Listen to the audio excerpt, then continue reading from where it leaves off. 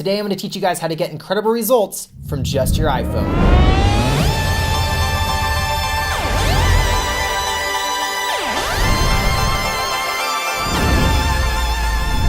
As you notice, I'm not wearing my lav mic and I'm using this as a microphone. It's because my lav mic decided to go out in the middle of a shoot. So at times it can be discouraging watching other YouTubers online have such high quality cameras. And it almost feels unfair and you're like, well, you know, I probably could produce nice content if I had a nice camera. So I've seen people using $5,000 cameras yield terrible results with their image quality. I've also seen people using just their iPhones make amazing image quality. I'm gonna show you how you can get incredible results from just your iPhone. So there's not a lot of options when you're working with the iPhone's automatic video features. So everything is automatic. The exposure, the focusing, you can't change the frames per second. You also can't change the resolution. A lot of these problems can fix the quality of your image. So the way you fix that is you get an app called Filmic Pro. Filmic Pro will allow you to use manual settings on your iPhone for your video. This will allow you to adjust the resolution, the frame rate, the depth of field, so you can get some nice bokeh in the background, as well as getting some nice focusing. So there's a lot of features that are involved with Filmic Pro. So the app actually goes for about 15 bucks, but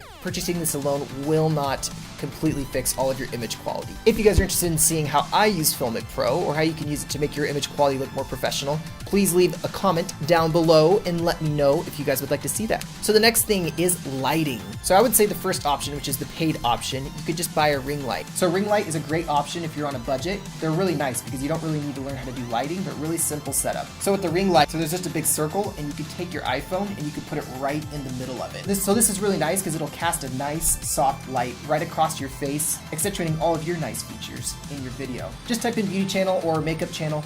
Check out what they're using because most of the time they're just using a ring light right across their face that accentuates all those nice features that they need for their makeup tutorials. And you can do the same thing with your iPhone. Super easy. If you don't have the budget for it, so just go to a window in your house and stand next to it. One tip though, do not face your back to the window. It will cause it all silhouetted across your body and make it look black. So you need to face the window. Let that soft light come right across your face so it looks really good. Now, if the light is still harsh coming in, you can just buy a white sheet that's a little bit see-through and the light will come through that sheet and allow it to diffuse that light coming in.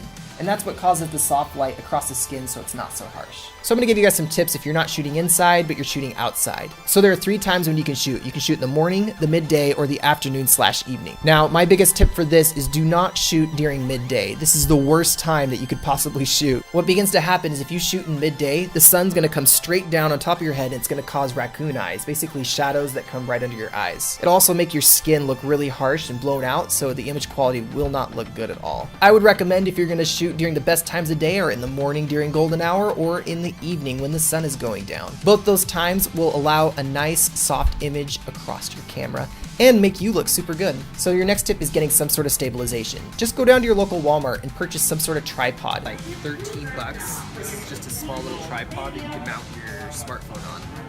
To get a really cheap one, you just need something simple, nothing extravagant. If Walmart is not your forte, you can always purchase one online. So if you're super cheap, just get some books in the house, place a cup on top, and then lean your camera against that cup. If you're looking to do some walking and talking shots, I would recommend getting probably a selfie stick or maybe a gimbal. Okay, and your next tip is using lots and lots of B-roll. Now, what is B-roll? B-roll is supplementary footage that is placed over the main footage. B-roll is so essential if you want to entertain your audience and keep their focus a lot longer in your YouTube videos. So what are some examples of types of B-roll that you can use? If you're looking at my videos as an example, you can see I use lots of text or animation, or I show you things as I'm talking about it in the video. If this process is making sense so far and you're enjoying the video, please like the video. If it's not making sense, dislike it. Okay, and now your next tip is composition. If you want to get some really cool results and get people to enjoy looking at your video, you need to work on your composition. Is make sure that when you're holding your iPhone that you are not holding it in portrait mode. Do not hold it in this. It's 2019, people. Nobody likes those black bars. What you need to do is put it in landscape mode. Using your phone in landscape mode will keep people around longer because they will see that you're not an amateur. So another tip under composition is using your rule of thirds. So if you buy an app like Filmic Pro, it comes in with a built-in rule of thirds. The rule of thirds is the process of composing your subject. The rule of thirds is basically that a series of 9 boxes across the screen. So for example, I placed myself on this line right here, And I also placed my computer on this line. This makes the image look a lot better and a lot more pleasing to the eye to the person watching it. And remember, keep it simple. It's not always about what's not in your frame, but it's also about what's in your frame. Okay, and your last and final step is the most essential step. You also need to add on some good audio. Audio is about 50% of the movie-going experience. Hello? Whenever you watch a movie, think of all the different sound effects and the music that's involved in the video.